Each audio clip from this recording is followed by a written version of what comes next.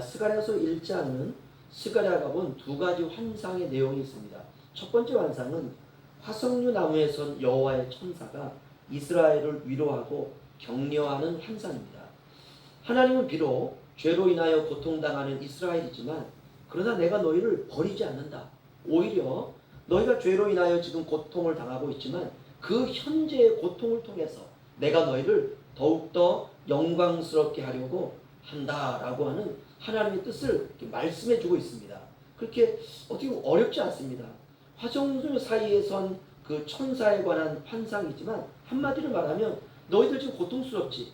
그런데 그 고통 내가 잊지 않을 거야. 너희가 잘못해서 마치 육신의 부모가 자녀를 징계하는 것처럼 내가 너희를 징계해서 너희가 힘들어하고 있지만 그 고통을 통하여 내가 너를 영광스럽게 하리라. 이것이 나의 뜻이다. 이게 첫 번째 환상이고요. 두 번째는 땅에서 마치 솥불과 같은 삼각형과 같은 한 1.5m 정도 되도록 땅에서부터 뿔이 4개가 우뚝 선 것입니다. 그리고 4명의 대장장이 환상인데요. 이 환상을 통해서 하나님께서는 이스라엘을 침략한 이방 나라들의 교만과 포악함을 심판하신다라는 것입니다. 뿔이라고 하는 것은 동물에게 있어서 어떻게 보면 가장 상징적인 것 아닙니까? 그런데 이 땅에 나는 이 땅에 우뚝 선 뿔이야 라고 하는 이방의 힘센 나라들, 그 나라를 통해서 하나님께서 이스라엘을 징계하셨지만 그 나라들이 교만하고 포악함을 인하여 하나님께서 그 네 뿔을 심판하시고 하나님의 공의를 드러내신다는 것입니다. 바로 이렇게 대장장이와 같은 하나님께서 그 능력으로 마치 쇠를 두드리듯이 하나님께서 4개의 뿔을 이방 나라의 그 힘센 나라들을 교만을 심판하신다라는 것입니다. 한마디로 말하면 하나님께서 모든 것을 보고 계시고 보고 계실 뿐만이 아니라 모든 것을 하나님의 권세로 다스리고 통치하신다라고 하는 것을 보여주고 계십니다. 하나님의 주권과 통치죠. 모든 것은 하나님의 손안에 있다. 눈앞에 있다라고 하는 것이 스가랴서 1장이고요. 스가랴서 2장은 세 번째 환상입니다. 스가랴가 눈을 이렇게 들어서 보니까 한 사람이 측량줄을 가지고 있는 거예요. 우리가 이제 그 건축하시는 분들 보면 산 같은 쇳덩어리를 가지고 줄에 매달아가지고 딱 들고 있는 거 있죠. 바로 그런 측량줄입니다. 그래서 스가랴가 보고 참 특이하니까 그 사람에게 묻습니다. 어디로 가십니까? 라고 물어요. 그러자 그 사람이 말합니다. 1절 2절 보시면요. 내가 또 눈을 들어본 중 한 사람이 측량줄을 그의 손에 잡았기로 내가 어디로 가느냐 물은즉 그가 내게 대답하되 예루살렘을 측량하여 그 너비와 길이를 보고자 하노라 하고 말할 때에 아멘. 그러자 그 사람이 이렇게 말합니다. 내가 예루살렘을 측량하러 간다. 그럼 예루살렘에 무엇을 측량하느냐? 넓이와 길이를 보려고 한다라고 말하고 있습니다. 예루살렘은 70년 동안 무너지고 황폐하게 되어서 볼품이 없게 변했습니다. 사람들이 보기에 황량한 성읍이 되었습니다. 예루살렘에는 하나님의 성전이 있는데 이 성전이 이스라엘 백성들의 죄로 인하여 이스라엘 백성들의 다수가 바벨론과 아수르로 다 끌려가 버리고 그 성에 남아있는 얼마 안 되는 사람들이 또 남아있는 것입니다. 이렇게 70년이 지나자 성이 황폐하게 되고 무너진 것이에요. 그리고 70년 동안 이방 백성들에 의해서 유린당했습니다. 그러니까 사람들이 볼 때는 너무 처참한 모습인 거예요. 그런데 하나님께서 그 예루살렘을 측량하신다라고 말씀하고 있습니다. 여러분 사람들이 볼 때에는 볼품이 없으면 버리지 않습니까? 볼품이 없는데 그냥 무너뜨려 버리든지 아니면은 그냥 회파시켜 버리든지 이렇게 하지 그것을 뭐 측량하는 사람은 없습니다. 하지만 하나님께서는 사람들은 볼품이 없으면 버리지만 하나님은 그렇지 않는다는 것이에요. 사람들은 버릴지 모르지만 하나님은 포기하지 아니하신다라는 뜻입니다. 스가랴서 2장은 그런 의미에서 하나님의 회복을 말씀하시는 장입니다. 하나님이 보시는 것은 그의 백성들이 잘 되는 것입니다. 지금은 볼품이 없다 할지라도 하나님은 그들이 다시 회복되고 새롭게 되는 것을 원하신다는 것입니다. 사람들은 쉽게 포기하고 절망하지만 하나님은 회파되었다 할지라도 비록 고통으로 인하여서 지금은 볼품이 없게 됐다 할지라도 하나님은 포기하지 않는다는 것입니다. 바로 측량줄이라는 것은 기준 아닙니까? 우리가 건물을 지으려면 도면이 있어야 됩니다. 도면은 계획된 그림이죠. 건축은 도면대로 되어야 됩니다. 만약 도면대로 되지 않으면 준공이 떨어지지가 않습니다. 준공이 떨어지려면 다시 도면대로 그 부분을 수정해서 고쳐야 됩니다. 만약 건축주가 자기 고집으로 고치지 않는다면 그 건물은 준공이 떨어지지 않고 결국은 부도가 날 것입니다. 사용할 수 없는 폐허가 됩니다. 이렇게 하나님의 측량이 시작되었다는 것이에요. 그렇다면 저와 여러분을 향한 하나님의 측량의 기준은 무엇일까? 바로 예수 그리스도입니다. 누구든지 예수를 믿어야 구원을 받습니다. 십자가로 말미암아 죄로 멸망해 가는 인생의 뼈대가 세워지고 부활로 말미암아 죽음 이후의 영생이 우리 안에 채워지는 것입니다. 그래서 우리의 인생은 십자가와 부활이라고 하는 설계 도면에 의해서 우리가 설계되었습니다. 그렇다면 우리는 십자가와 부활의 인생을 사는 거죠. 우리의 인생이 힘들고 고생이 많지만 우리가 포기하지 않고 끝까지 승리하시기를 주의 이름으로 축원합니다. 3절로 5절 보시면요. 내게 말하는 천사가 나가고 다른 천사가 나와서 그를 맞으며 이르되 너는 달려가서 그 소년에게 말하여 이르기를 예루살렘은 그 가운데 사람과 가축이 많으므로 성곽 없는 성읍이 될 것이라 하라. 여호와의 말씀에 내가 불로 둘러싼 성곽이 되며 그 가운데에서 영광이 되리라. 아멘.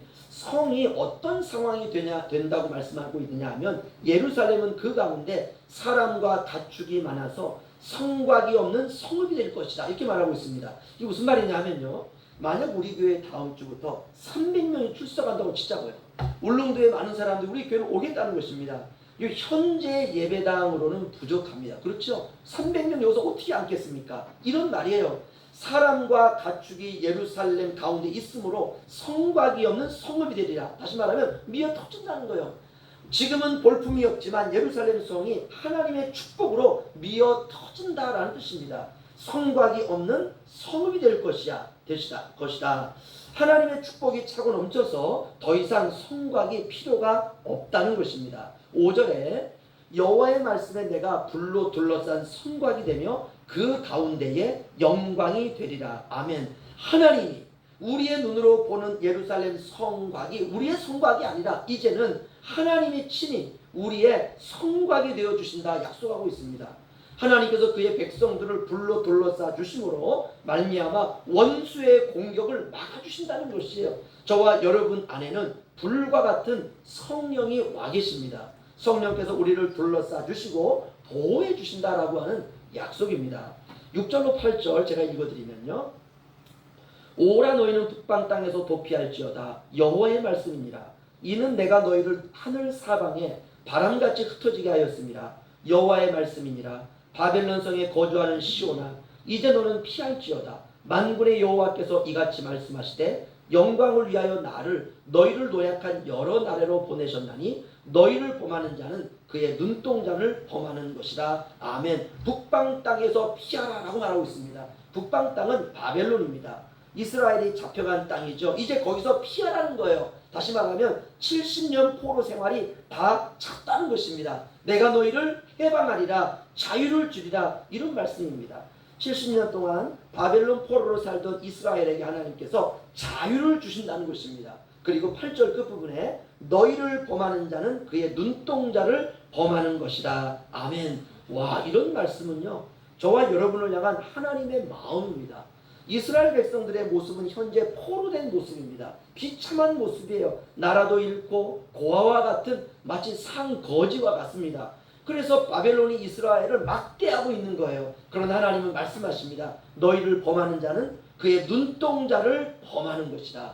아멘. 이스라엘은 하나님의 백성이요 하나님의 눈동자라는 것입니다. 저와 여러분이 하나님의 눈동자이심을 믿으시기를 주의 이름으로 축원합니다. 그래서 너희를 해코지하고 해치는 자는 그냥 우리를 해코지하는 게 아니에요. 우리에 대해서 뒤에서 다 뒷담화하고 우리를 욕하고 손가락질하는 것이 아니라 하나님의 눈동자를 해코지하는 것이다 라고 말씀하고 있습니다. 이것이 우리의 자존심이 되어야 됩니다. 나는 하나님의 눈동자다. 나는 하나님의 눈 속에 들어있는 눈동자다. 나는 하나님의 자녀다. 나는 하나님의 가장 소중한 사람이다. 나는 하나님의 사랑이다. 여러분, 저와 여러분은 예수님의 핏값으로 사신받은 사람들입니다. 우리에게 무슨 그만한 조건이 있어서 우리가 그렇게 된 것이 아닙니다. 전적인 하나님의 은혜예요. 이걸 스가랴서 말씀을 통해서 우리가 비유한다면 이렇게 말할 수 있습니다. 하나님께서 무조건적인 사랑으로 저와 여러분을 하나님의 눈동자 삼아 주셨다는 것입니다. 이런 자부심과 자존심으로 살아가야 되는 것입니다. 다시 말하면 하나님께서 우리의 눈을 통해서 세상을 보시겠다는 것이에요. 그래서 우리가 자녀들을 대할 때에도 너는 축복받은 자녀야. 하나님의 사랑이 너에게 머물고 있어. 이게 우리의 눈동자가 돼야 돼요. 이 빌어볼 복을 놓아 너는 머리를 누굴다 이러면 안 된다는 거예요. 하나님 우리의 눈을 통해서 사람을 보시고 자녀를 보시고 남편을 보시고 교회를 보시고 세상을 본다는 것입니다. 하나님의 백성을 찌르는 것은 하나님의 눈동자를 찌르는 것입니다. 우리가 이런 당당함으로 살아가는 저와 여러분 되시기를 주의 이름으로 축원합니다. 그래서 때때로 우리가 살다가 억울한 일을 당하고 손해를 보고 사람들로 인하여서 우리의 마음이 아프면 우리가 하나님의 눈동자이기 때문에 하나님이 다 갚아주신다라고 하는 약속입니다. 11절로 13절 보시면요. 그날에 많은 나라가 여호와께 속하여 내 백성이 될 것이요 나는 내 가운데 머물리라. 내가 만군의 여호와께서 나를 내게 보내신 줄 아니라. 여호와께서 장차 유다를 거룩한 땅에서 자기 소유를 삼으시고 다시 예루살렘을 택하시리니 모든 육체가 여호와 앞에 잠잠할 것은 여호와께서 그의 거룩한 처소에서 일어나심이니라 하더라. 아멘. 완전한 회복이죠. 모든 육체가 여호와 앞에서 잠잠할 것은 여호와께서 그의 거룩한 처소에서 일어나심이니라. 아멘. 무슨 말이냐 하면 하나님이 직접 행하시겠다는 것이에요. 우리가 믿음으로 나아가면 하나님이 행하신다는 것입니다. 모든 육체는 하나님 앞에서 잠잠하라. 여호와께서 이제 너희를 위하여 일어서실 것이다. 이것을 우리가 한마디로 말하면 믿음이다 이렇게 말합니다. 신앙은 묵묵히 하나님만 바라보며 살아가는 것입니다. 그래서 이 믿음을 가진 사람은 하나님 앞에 잠잠하고 하나님이 일어나시는구나. 내가 믿음으로 하나님을 믿으면 하나님이 행하시는구나. 이렇게 하나님만 묵묵히 바라보며 사는 사람은 시끄럽지가 않습니다. 하나님께서 살아계시고 하나님이 지금 역사하시고 하나님이 지금 나와 함께 하심을 믿는 사람은 시끄럽지가 않아요. 그러나 내가 믿고 내가 행하고 모든 것을 내가 하려고 하는 사람은 시끄럽습니다. 10절 보시면 여호와의 말씀에 시온에 따라 노래하고 기뻐하라. 이는 내가 와서 내 가운데 머물 것입니다. 아멘. 내가 와서 내가 너희 가운데 머물 것이다. 이게 임마누엘 아닙니까? 내가 너와 함께 함이라. 하나님의 임재입니다. 하나님이 나와 함께 하신다는 것이에요. 하나님이 성도 가운데 임재하신다라는 축복이고 약속입니다. 여러분, 그분의 임재가 우리의 신앙의 성벽입니다.